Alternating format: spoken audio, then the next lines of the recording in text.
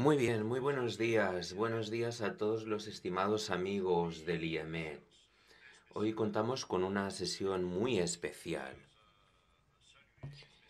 Celebro especialmente la presencia de nuestros invitados, el embajador Nasser Kamel, director de la UPM, y también nuestro invitador especial de hoy, Karim Abilal, embajador en misión especial para el Mediterráneo del gobierno francés, del Estado francés, el cual nos ha visitado para precisamente no solo hablar exclusivamente en el IEMED, sino también en la UPM, en esta ciudad mediterránea de Barcelona.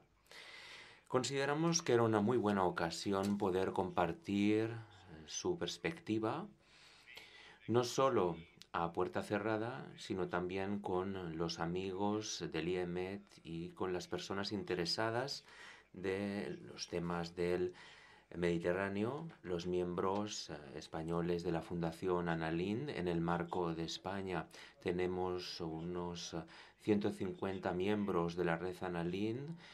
Me gustaría saludar a los participantes del programa interuniversitario del IEMED. Todas las semanas tenemos conferencias con todas las universidades de la región de Barcelona y también saludar a los miembros de las principales redes que realizan actividades en esta casa, como es el caso de Euromescum.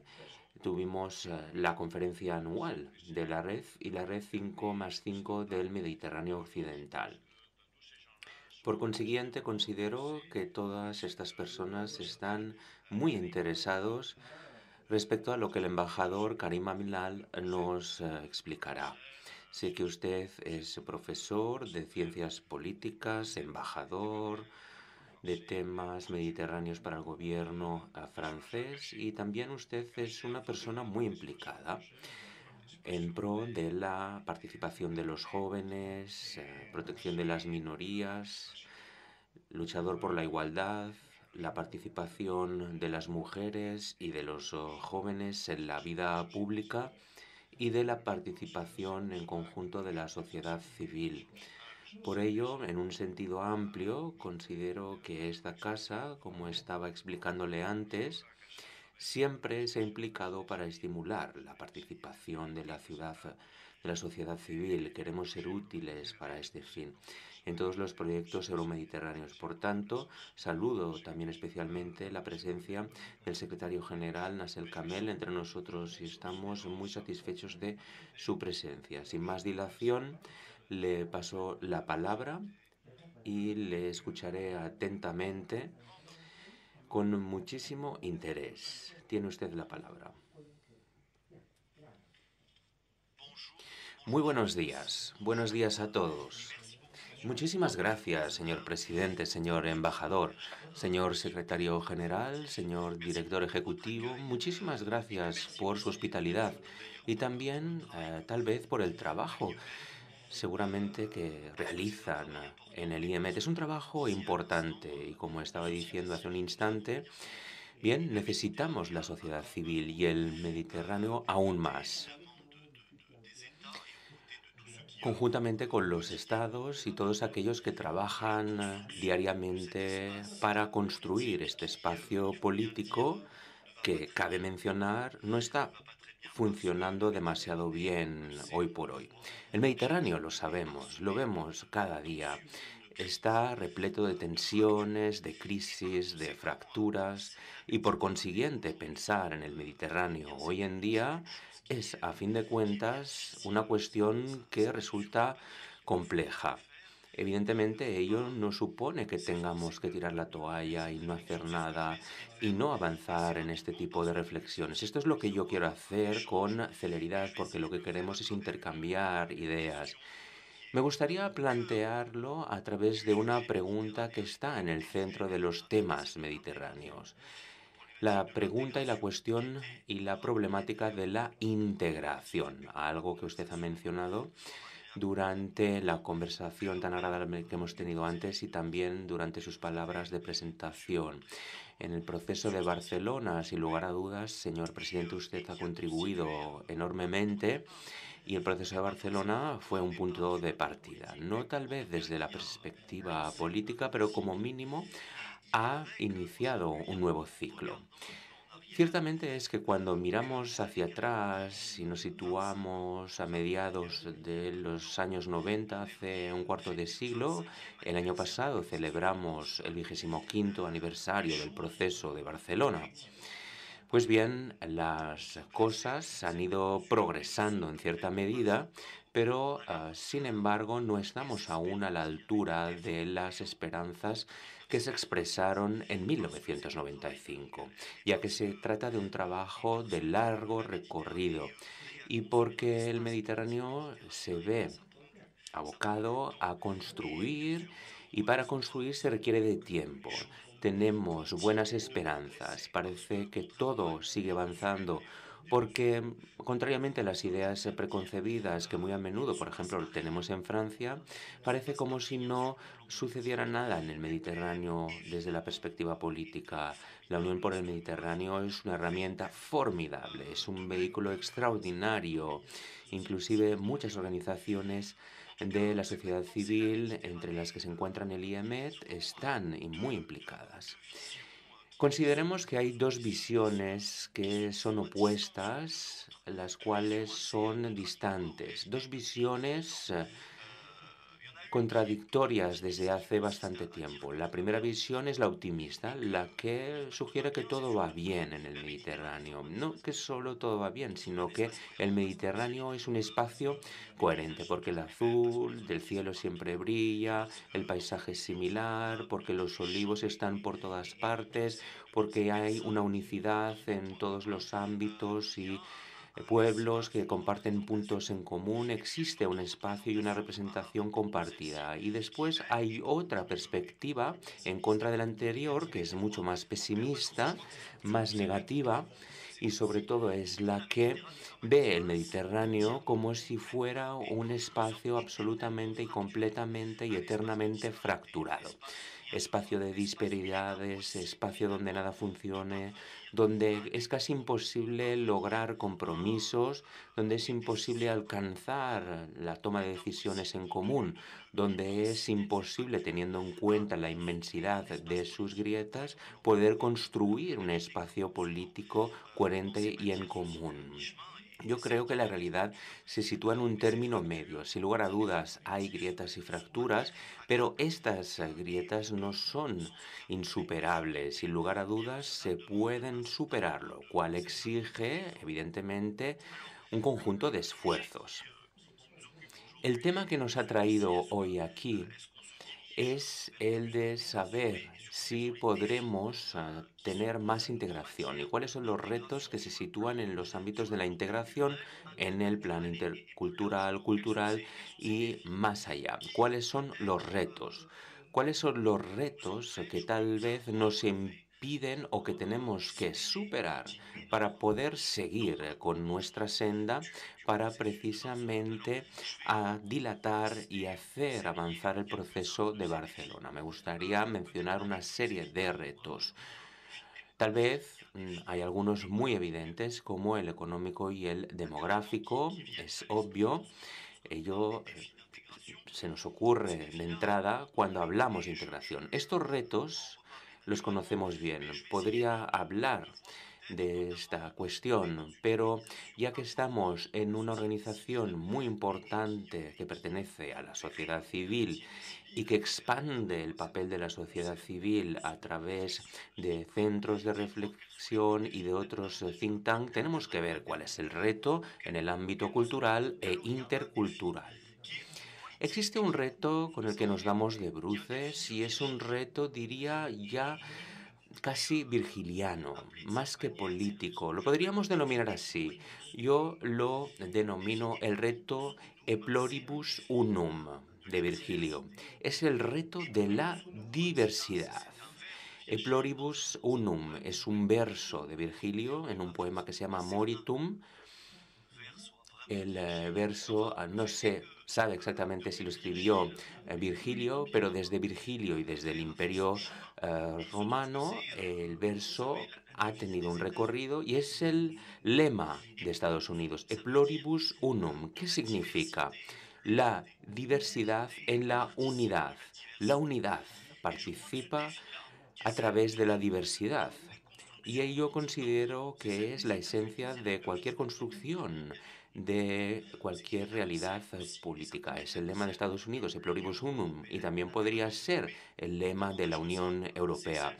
Pero más que ello, es la identidad de España, de Francia y también de muchos otros países. Y es también, diríamos, el reto principal de la construcción de un espacio político mediterráneo. Cómo de una diversidad infinita y profunda, cómo puede ser que de una diversidad económica, humana, a partir de una diversidad de religiones, evidentemente, cómo podemos hacer que de esas múltiples diversidades, de ese conjunto de diversidades, podamos forjar, construir y hacer evolucionar un espacio político unido, consolidado, que permita tomar una serie de decisiones para el bien común. A fin de cuentas, es el objetivo de toda forma de gobierno, incluirse en un espacio político. Dicho reto, E pluribus unum, es especialmente poderoso en el espacio mediterráneo. Lo que Michelet, un historiador francés muy importante, Michelet tenía una fórmula para hablar precisamente de la diversidad y de sus pequeños detalles que fracturaban el tejido nacional. Él hablaba de las pequeñas patrias que por definición, evidentemente, en el Mediterráneo hay bastantes. No voy a darles la lista de todas esas pequeñas patrias y cómo todas esas líneas de fractura que fragmentan este espacio, muy pequeño en su tamaño, si lo comparamos con la escala del planeta, pero muy importante por la amplitud de estas líneas de fractura y por esos puntos de fractura y esos rift, ¿no? Esa palabra tan querida por los vulcanólogos. Reconsiderar esa pequeña patria y crear un vínculo. Es difícil, inclusive a nivel de Francia, aún es mucho más complejo a escala supranacional, por encima de los estados-nación. Ello fue complejo para la Unión Europea, lo fue inclusive para Estados Unidos mucho antes, ese concepto pluribus unum, y estas líneas de fractura suelen consolidarse y también ese reto se pone a escala del Mediterráneo. Así que para poder superar dicho reto político primordial, que se sitúa en todas las construcciones políticas en el Mediterráneo como también en otros lugares, se requiere de tiempo. La Unión Europea no se construyó de un día para otro, se construyó lentamente. Hemos recordado en la presentación que el proceso de Barcelona cuenta con un cuarto de siglo. Un cuarto de siglo no es nada para la historia del mundo y de cualquier construcción política. La Revolución Francesa se consiguió después de 700 años de reinados y, por tanto, tuvo una importancia enorme el tiempo después de choques muy importantes. La Unión Europea tuvo el choque previo de la Segunda Guerra Mundial, la CECA. En 1951, la Comunidad del Acero y del Carbón, una comunidad muy pequeña, es importante recordar precisamente estos vínculos que son vínculos de cooperación a distintas escalas, pues la Unión Europea surgió después de un choque traumático muy considerable, el choque de la Segunda Guerra Mundial. No quiere decir que no hayan choques en el Mediterráneo, evidentemente los hay. Se requiere de tiempo. Hay acontecimientos que en un momento dado permiten catalizar a la par que catalizar y acelerar la historia. Y por otro lado también existe un conjunto de retos compartidos que hay que superar respecto a esta cuestión de la integración política. ¿Cómo logramos superar esas pequeñas patrias, esas diferencias y divergencias, inclusive a nivel político, para conseguir construir un espacio político más o menos unificado? Unificado no sé, pero tal vez que sí permita responder a los retos que tenemos hoy por hoy respecto al cambio climático, inclusión e igualdad. Estos retos son, sin lugar a dudas, condiciones, realmente. Condiciones, bien, no es una palabra demasiado revolucionaria, pero es algo, este tipo de proposiciones o propuestas, son cuestiones que se deben elaborar en nuestras distintas organizaciones. Algunos seguramente lo hacen desde hace mucho tiempo, es el caso del UPM y también del IEMED y de muchos otros organismos en el Mediterráneo. Se trata de retos básicos, o condiciones básicas para poder construir un espacio político. Hay una que es muy importante, el sentimiento de pertenencia a un espacio común. Y no es obvio en el Mediterráneo, en función de si uno está en Beirut, en Tánger, en Nápoles o en Marsella. Ese sentimiento de pertenencia a un espacio mediterráneo común no es muy evidente. Y ello se construye. Es decir, hay que tejer vínculos, hay que erigir puentes, pasarelas, sobre todo en el ámbito cultural. Es por ello que una fundación como la Fundación Anna Lindh, creada en el año 2005, es una herramienta extraordinariamente importante para crear dicho tejido y vínculo, sentimiento de pertenencia. Existe una segunda condición importante, que es la de la representación. Representarse un espacio compartido. Yo soy de origen argelino y en Argelia el Mediterráneo es la representación de pertenecer a un espacio común. La representación de pertenecer al Mediterráneo no es exactamente la misma representación que cuando uno está en el otro lado del Mediterráneo, en la otra riba, en Grecia o en Italia o en algún país de los Balcanes. Construir la representación de un espacio común exige no solo tiempo, sino trabajo. Considero que el trabajo de las universidades, de la cooperación universitaria en el ámbito de la investigación, la cooperación académica para crear una representación común y compartida es muy importante. Tercera condición importante, considero, un relato. Un relato, bueno, no voy aquí a evangelizar, pero se solía decir en los evangelios, ¿no? Al principio estaba la palabra. Las palabras y las ideas son el inicio de todo, y especialmente de las construcciones políticas. Ese relato común existió en el momento del proceso de Barcelona, cuando se creó, en los años 90, porque se dio una coyuntura de factores favorables. Los acuerdos de Oslo, por ejemplo, se dio ese impulso, ese momentum.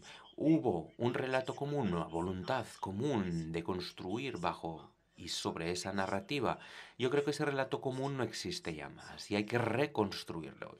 Y es por ello que la creación de los Días del Mediterráneo realizados y organizados por la Unión del Mediterráneo el día 28 de noviembre, ese Día del Mediterráneo es muy importante porque participa en la construcción de un relato común, de la creación de representaciones del espacio común y, por supuesto, contribuye a crear el sentimiento de pertenencia.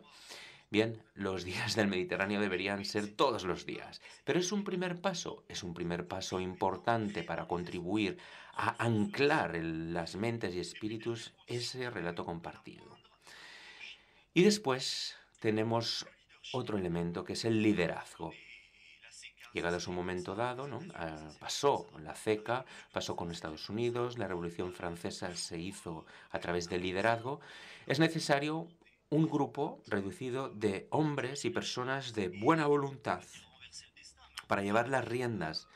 No tal vez invertir el destino, pero como mínimo autorresponsabilizarse y forzar la aceleración de la historia.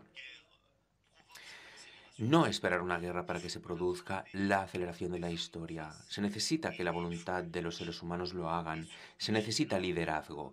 Y ese liderazgo en el Mediterráneo, hoy por hoy, al contrario que en los años 90 y en relación al proceso de Barcelona, sin lugar a dudas, es necesaria, mucho más que antes, porque hay muchas divergencias, las diferencias son más grandes, las representaciones se han alejado las unas de las otras, se requiere liderazgo político.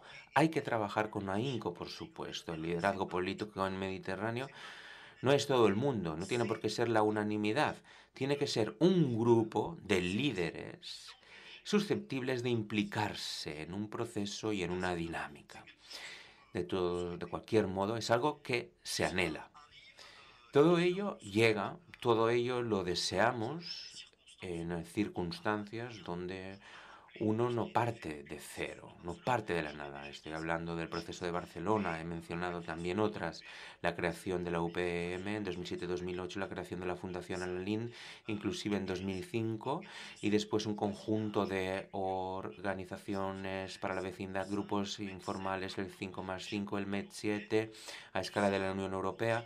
Todo ello contribuye para la creación y para la producción y contribución no solo de representaciones compartidas, sino relaciones, tejer vínculos, sobre todo en el plan cultural e intercultural, algo nada negligible.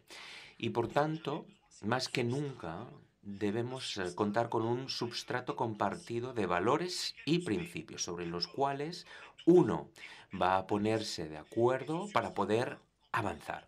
Este substrato común, que incluye todas las declaraciones ministeriales adoptadas y aprobadas en dicho tal caso en la UPM, en el marco del 5+5, a escalas, diríamos, más importantes por parte de la Unión Europea también. Es decir, hay una serie de principios y valores que surgen, que construyen ese substrato común. No partimos de la nada, no partimos de ningún lugar. Hay que construir a partir de ello y se requiere lograr satisfacer algunas condiciones y muchas otras más que rápidamente he mencionado. Y un último concepto sobre el reto cultural e intercultural al cual nos tenemos que confrontar, porque los hay. El periodo que vivimos, una vez más, cuando hablamos de disparidad, de los retos de fractura, pensamos rápidamente en el reto de la demografía, es muy importante, la economía también es fundamental, pero por otro lado también diría que hay elementos subyacentes que tal vez existen precisamente por el hecho cultural, pero que son retos que debemos superar. El primero de estos retos en el ámbito cultural tiene que ver con la identidad. Nos encontramos en un periodo y en un instante, es algo que constatamos por todo el mundo, la cuestión y el tema de la identidad surge, no exclusivamente, surge, no es nuevo, sino que se ha endurecido. No solo ha surgido, sino se ha endurecido. Estamos en un instante donde las identidades se están desterritorializando, es decir, que los centros no se arraigan, vemos distintas patrias pequeñitas en un territorio, las identidades y la cuestión de la diáspora es muy importante también desde esta perspectiva, ¿no? Lo fuera está dentro y lo interior está en el exterior. Es decir, que las identidades no se forjan exclusivamente sobre la base de una circunscripción territorial. Era el principio antes del Estado-Nación. Hoy por hoy es mucho más complejo que ello. Y las identidades, por definición, por construcción, son eminentemente plurales. Y eminentemente también, eminentemente desvinculadas de toda forma territorial. Y ese reto que estoy mencionando, que es pensar la identidad en un marco territorial que es el del Mediterráneo, evidentemente es algo mucho más importante. Y también, a la par, esto es otro reto identitario, las identidades se han politizado.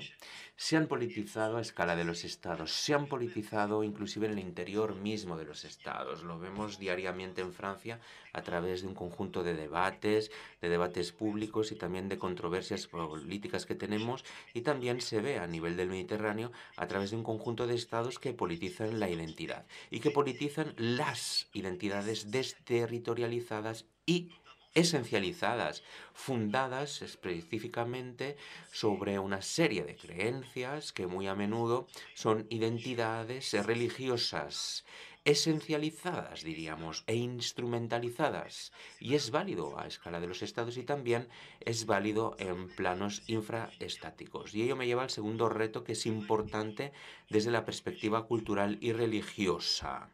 Y por tanto, desde el plan cultural. Es un reto del pasado que vamos a tener que destacar en el Mediterráneo, creo. Es el del cruce o inclusive el de la superposición del campo político y religioso.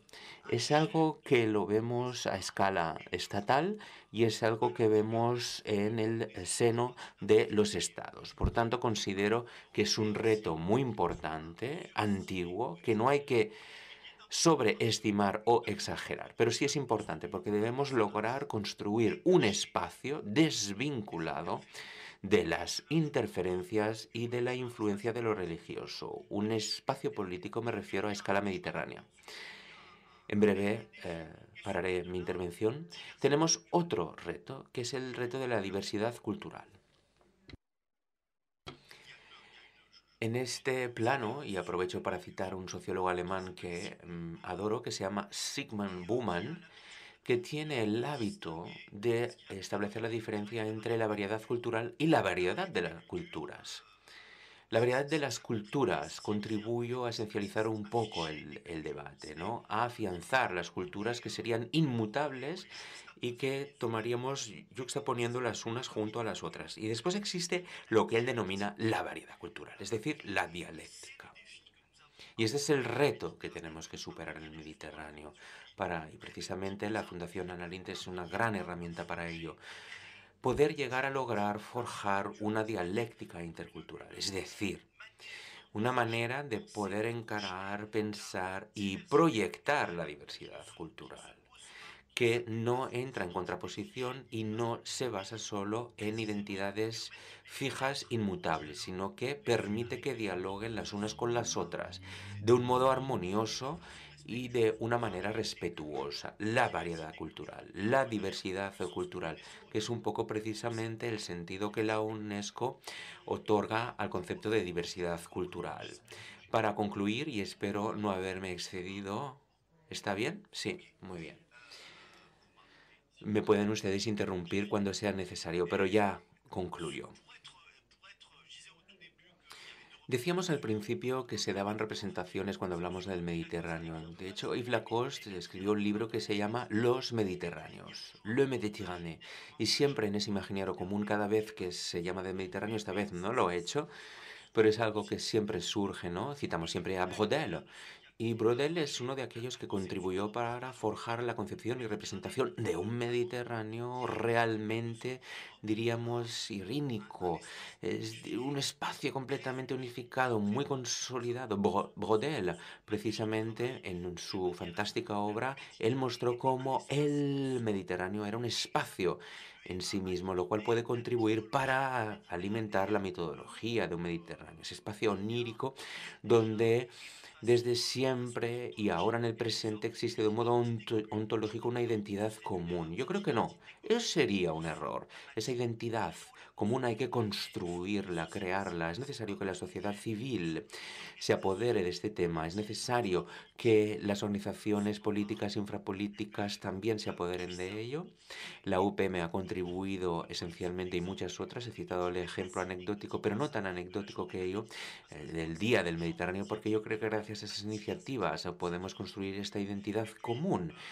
Y posteriormente, esta es la conclusión y ha llegado el momento de que concluya, tendríamos que decir, siendo positivo y optimista, podríamos decir, como nota de conclusión, tal vez a nivel del liderazgo, no, pero como mínimo a nivel de los pueblos, a nivel de nuestra juventud y de los estudiantes, yo creo que la voluntad y la capacidad de ese empowerment, en inglés, de ese empoderamiento, la voluntad de construir con ese relato común, ese pluralismo respetuoso, la variedad cultural, esa identidad común, en conclusión, ese substrato cultural y de principios existe y es necesario apoyarse en él, esperando, o a lo mejor sin esperar demasiado, para tener un liderazgo político potente que permita, en eso estamos todos, para iniciar un nuevo ciclo. Muchas gracias. Muchísimas gracias, muchas gracias. Sin lugar a dudas, veo que en la sala están aplaudiendo, pero seguramente también en sus casas.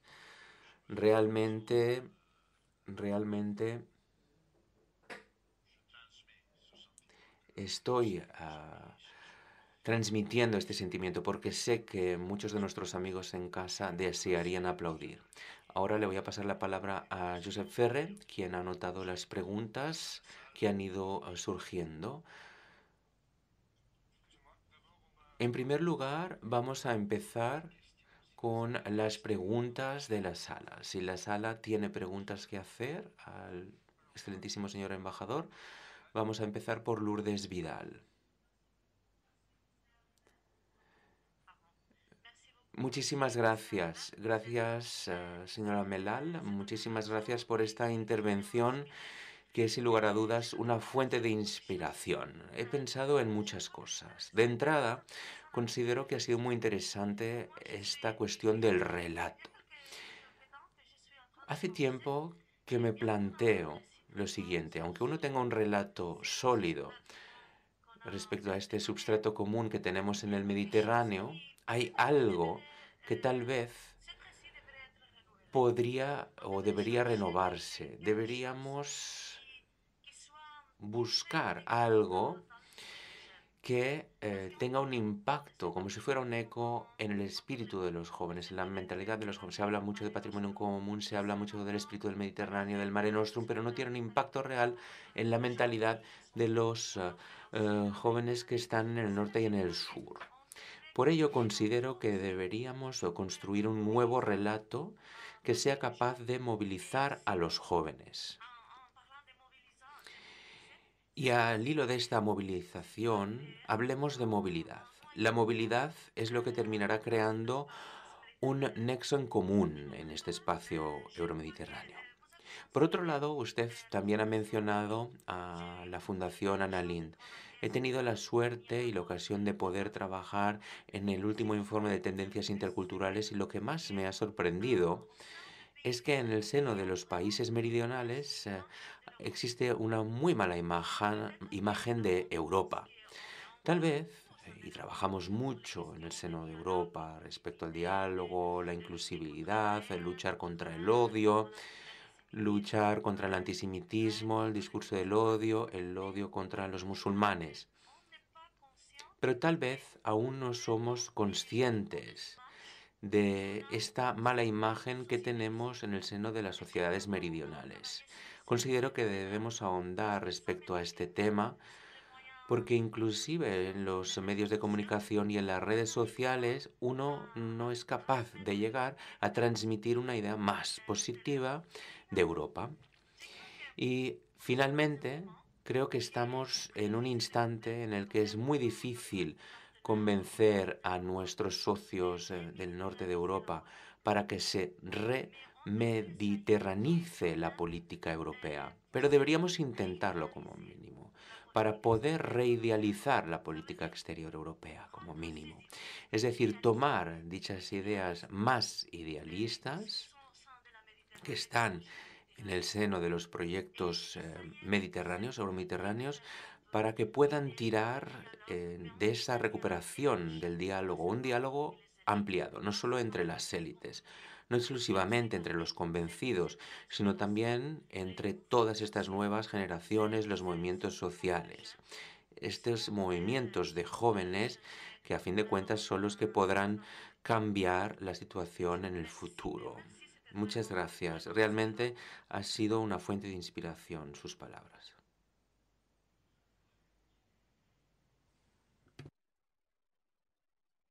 Sobre todo preguntas, por favor. Muchísimas gracias, señor embajador. Ha sido un placer escucharle. Mi pregunta se encamina en el mismo sentido de mi compañera. No es porque trabajemos en la misma institución, es una pregunta muy sencilla. La relación entre la ejecución concreta en la esfera política, en los ámbitos de las políticas euromediterráneas y el sentimiento de pertenencia que usted ha mencionado. Usted ha empezado diciendo que no es fácil pensar el Mediterráneo en el contexto actual, mucho más complejo pensar las relaciones euromediterráneas y, por tanto, hacer que esa relación salga de su rutina, encontrar soluciones innovadoras que tengan un impacto en esta sensación de pertenencia. Recientemente, con la comunicación conjunta de la Unión Europea, se ha visto, ha quedado patente este documento y tal vez de un modo más general podríamos ver cuál es el tema, a fin de cuentas, o cuál es la cuestión que usted cree que ofrecerá un potencial más grande para salir de esta rutina euromediterránea y encontrar soluciones innovadoras, concretas, que puedan contribuir de modo auténtico a la emergencia de un relato común. Muchas gracias.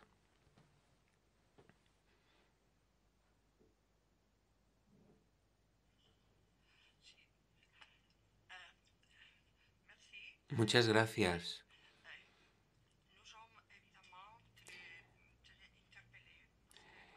Sin lugar a dudas, nos vemos llamados, porque el IEMET desde hace años crea este espacio identitario, ese aspecto identitario para crear esta nueva narrativa compartiendo aspectos del norte y del sur.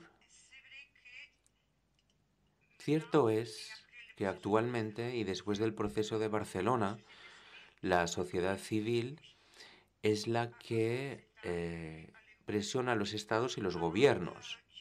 Entonces, me gustaría preguntarle lo siguiente. Las conferencias euromediterráneas son muy importantes. Son las conferencias ministeriales. Hemos podido ver en los países meridionales que gracias a dichas conferencias han cambiado leyes. Se ha cambiado legislación respecto a los derechos de la mujer y otras cuestiones. Pero ello no basta. Porque si no se asignan recursos, nos damos cuenta que eso puede no llegar a los ciudadanos y por tanto, al final, ello no crea esa idea de pertenencia. Al contrario, tenemos la sensación de que nuestra identidad común, a fin de cuentas, son los derechos humanos, ¿verdad? Y considero precisamente es ello lo que ha instigado todas las revoluciones árabes con los jóvenes que exigen ello. Yo considero que esta es la identidad.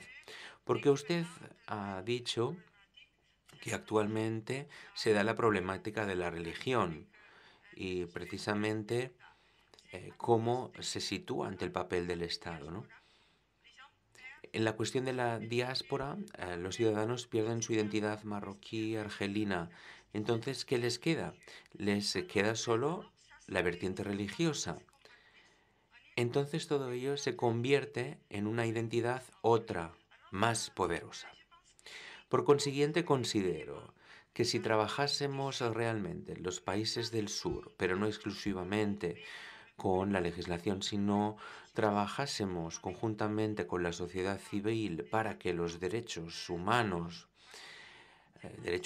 que están en todas partes, y si saliesen reforzados, yo creo que ellos les darían una identidad más allá de aquella que compartimos. Yo soy antropóloga. Evidentemente sabemos que hay muchas cosas que compartimos en el Mediterráneo, pero realmente los aspectos políticos son, sin lugar a dudas, los que nos cambian. Y mi pregunta es la siguiente. ¿Cree usted que las conferencias euromediterráneas, la última la tuvimos en 2008, no ha habido tantas, podríamos tener más conferencias euromediterráneas ministeriales respecto a temas de culturas? Porque cuando hablamos de cultura, a fin de cuentas, saldrá siempre la temática de los derechos humanos, que es lo que estamos exigiendo. Muchas gracias.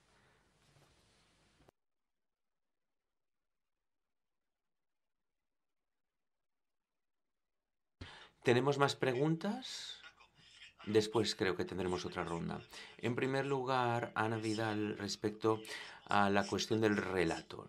Necesitamos un nuevo relato. De hecho, cuando el Mediterráneo floreció, no voy a remontarme a Homero, pero sí, la Odisea es mitología y la mitología son palabras. Mitos en griego significa palabra. Ello contribuye a forjar una identidad colectiva. Necesitamos un relato común y, evidentemente, bajo este relato no podemos tener el mismo relato que el pasado, porque hoy por hoy existen nuevos retos. Hay un reto que puede constituir y considero que es más o menos una pista que nos puede ofrecer un relato común que nos confedere respecto a temas climáticos, del medio ambiente, del desarrollo sostenible, ya que los problemas son los mismos. Estoy siendo muy esquemático. Los problemas son los mismos en todas partes. Somos el segundo hotspot respecto al calentamiento climático del planeta. Por lo tanto, tenemos que estimular la acción. Por lo tanto, nos hemos concienciado desde el punto de vista sociológico, los jóvenes sobre todo tienen esto en mente en ambos lados del Mediterráneo, o En los tres lados, las tres ribas del Mediterráneo, yo creo que existe una conciencia respecto a este tema. Y esta temática puede constituir, a fin de cuentas, diríamos, el inicio, la gestación, el arranque de un nuevo relato en común. Porque el medio ambiente, y perdonen que esté siempre citando la etimología, ecología es oikos, es la casa, el hogar. Es decir, el lugar donde uno habita. El lugar donde uno habita hay que definirlo, hay que explicar lo que es y hay que cuidarlo. Esto es la ecología, sobre todo, y el medio ambiente no es solo tratar del cambio climático, es también fundamental, sin lugar a dudas, pero no son solo cosas y cuestiones anecdóticas. Nuestra casa común e inventar nuestra casa común. Por lo tanto, crear un relato, sí, mil veces sí, le digo, articulado en torno a temas importantes. Y este tema forma parte de los temas más importantes. Respecto a la vecindad de la Unión Europea y esa perspectiva que se tiene, bien, hemos esperado con impaciencia este nuevo ciclo. Hay cuestiones para nosotros que son muy interesantes, muy importantes. Desearíamos que este ciclo fuera aún más ambicioso. Estamos trabajando en ello, no solos, también con nuestros socios españoles e italianos, especialmente, ya que tenemos o hemos constatado lo mismo y tenemos las mismas esperanzas también en ámbitos de integración regional. Desearíamos, evidentemente, y también de movilización de la sociedad civil. Y precisamente en esta agenda positiva sobre el cambio climático, la inclusión, la igualdad entre hombres y mujeres. Tenemos, a fin de cuentas, las mismas preocupaciones e inquietudes y después también desearíamos que la Unión Europea fuese aún más ambiciosa respecto a este tema y más para resolver cuestiones de la litoral sur, ¿verdad? Y tenemos que saber, y yo lo sé, hasta qué punto, por múltiples razones, los intentos en el sur se han visto decepcionados por un conjunto de ciclos cambiantes, de frustraciones, de expectativas a los que la Unión Europea no ha sabido cómo responder y creemos que hay que hacerlo. Es urgente hacerlo. Y por tanto estamos allí porque las agendas coinciden. La prioridad de la Comisión es el Green Deal, el crecimiento verde y lo digital. Son, por tanto, programas muy importantes para crear no solo un relato común, la consolidación de un relato común. Hay retos y desafíos comunes que nos permiten producir una incitación, una voluntad colectiva para reaccionar. Y tal vez, a lo mejor, seguramente por causa del impulso existente en los años 90, podríamos acercarnos, ¿no? Se dan muchas condiciones, sobre todo el liderazgo. Es necesario que todo ello avance aún más. Pero podríamos entrar en un nuevo ciclo. Y los años futuros serán cruciales respecto a este tema. Y respecto a la pregunta de la cultura, sí, sin lugar a dudas, mil veces sí, de acuerdo con usted. La cultura tiene que ser, la cultura, el patrimonio, tienen que ser temas que se sitúen en el corazón de esta agenda positiva que enarbolamos y todas las reuniones ministeriales y también este nuevo ciclo de vecindad con el sur, porque es un tema que sin lugar a dudas se ha visto un poco postergado. Usted tiene razón y ello puede crear una identidad común, por tanto debería estar mucho más presente. Es un poco delicado responder a esta cuestión porque yo represento a un país, represento a Francia, que no es el único actor de este proceso. Y ustedes lo han mencionado en una de sus preguntas. Existen relaciones de fuerza y divergencias importantes, inclusive en el seno de la Unión Europea, respecto a la necesidad de actuar e ir más allá en dirección al Riva Sur y también el espacio euromediterráneo. Hay divergencias muy pronunciadas y, por tanto, hay un gran trabajo que hacer respecto al exterior de nuestros amigos y vecinos del sur. Claro, estamos listos, pero también se necesita un trabajo de convicción muy importante que cabe hacer. Y el ciclo de vecindad con el sur es una muy buena oportunidad en el seno mismo de la Unión Europea. Es un trabajo de convicción, no de evangelización, pero sí de convicción muy fuerte. Y las reticencias, sin embargo, son muy potentes aún en el seno de la Unión Europea. Muy bien, muchísimas gracias, señor embajador. Ahora tenemos una serie de preguntas que vienen del público que está conectado en línea. Como escritor, sus obras sobre múltiples temas, tales como la inmigración y la construcción de las subjetividades, tienen una dimensión crítica. Estoy resumiendo. La pregunta es la siguiente. ¿Podría usted indicarnos cómo su papel de embajador se ve conformado por su trabajo literario? También, respecto a la pandemia, nos damos cuenta que las diferencias de clases sociales se han pronunciado mucho más. En la situación pospandémica, ¿cuáles son los retos que usted ve para los jóvenes? Sí, la cuestión. Y después tenemos una reflexión sobre Francia y Argelia. ¿Qué enfoque desearía usted adoptar para reforzar los vínculos entre Francia y Argelia, especialmente a escala de la sociedad civil, y cómo acercar a Argelia a las dinámicas euromediterráneas? ¿Aún tenemos otra?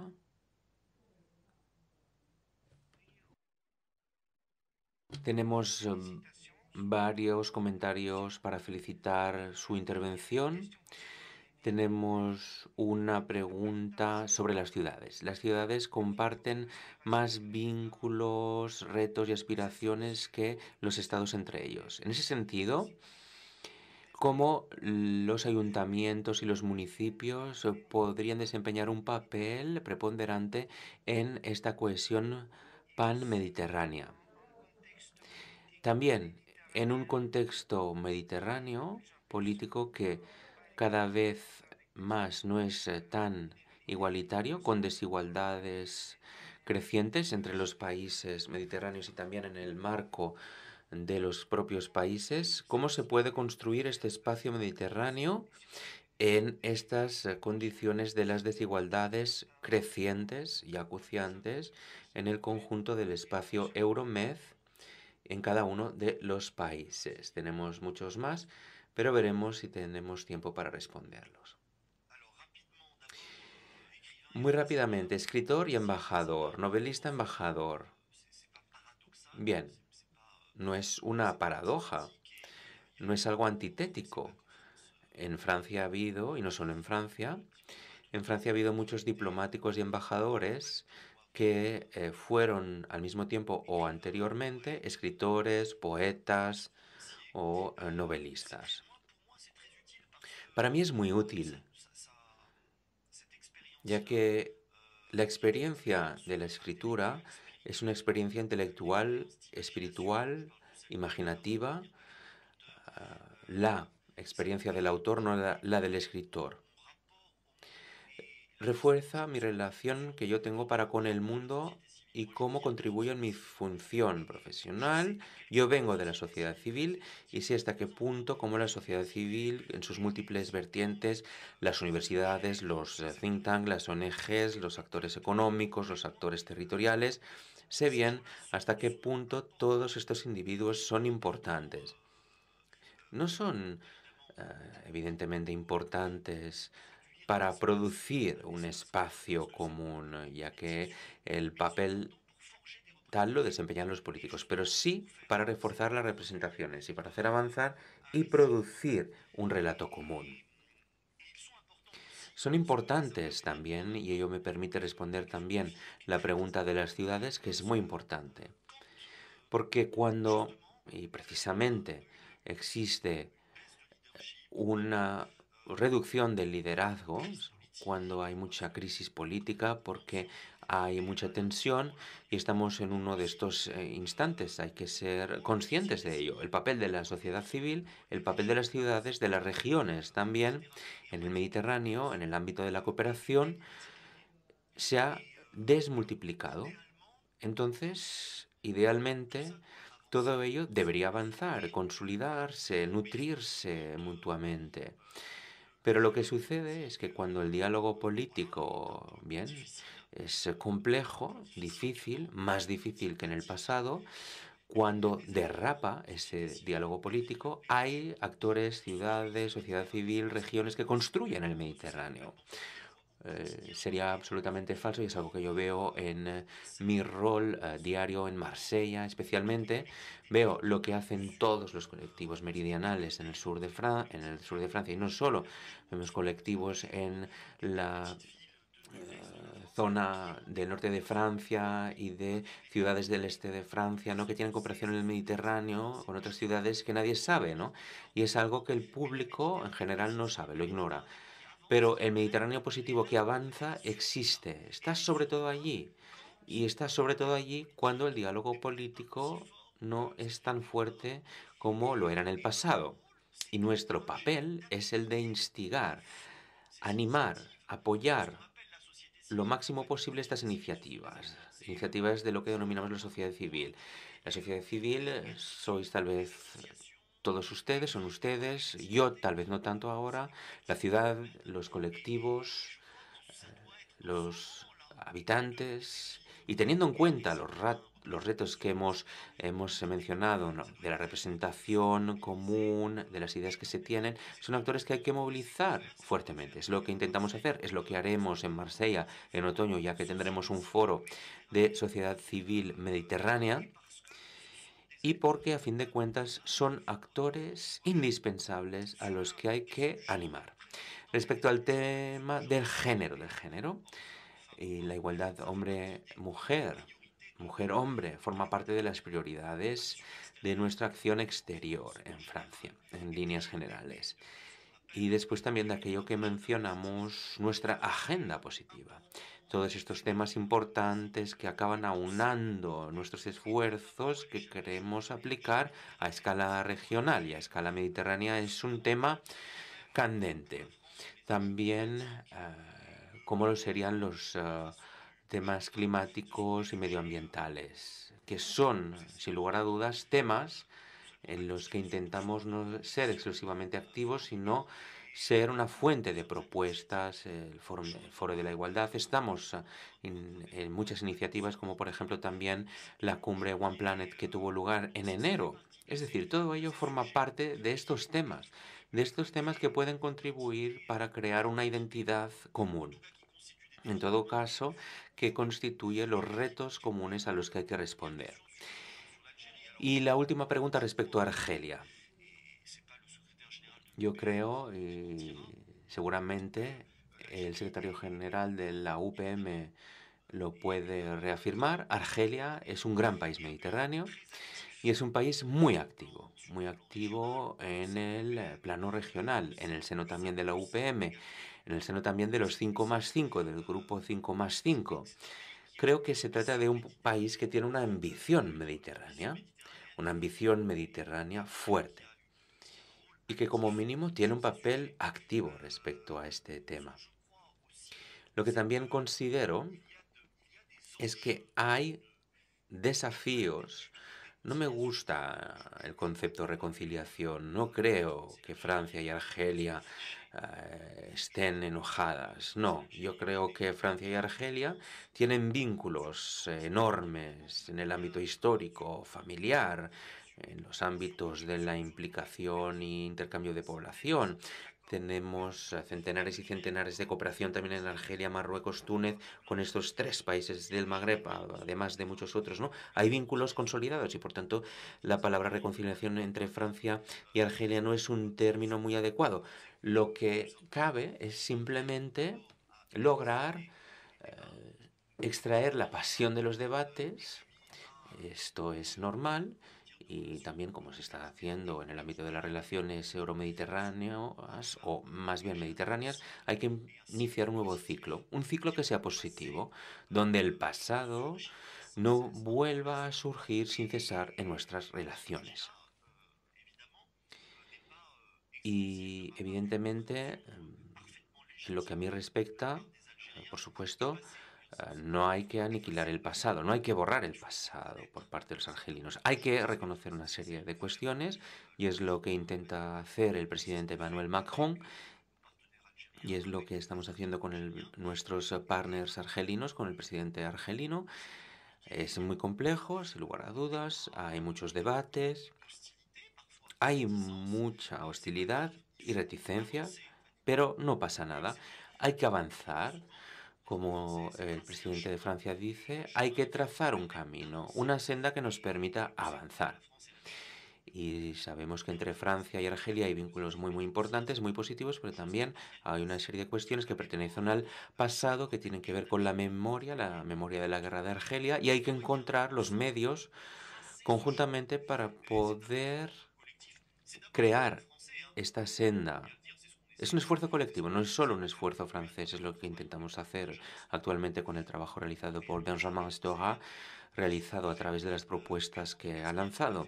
En todo caso, lo que queda patente el lado francés, evidentemente yo me sitúo en el lado francés, existe una voluntad del presidente de la República, Emmanuel Macron, para realizar ese camino y avanzar en ese sentido. Soy optimista por naturaleza y considero que esta senda o una parte de este recorrido se realizará porque todos estamos interesados y la región, en líneas generales, el Mediterráneo también tiene interés. Todos estamos interesados para que las relaciones entre Francia y Argelia, pero entre el lado norte y sur, sea satisfactorio y también provechoso lo máximo posible.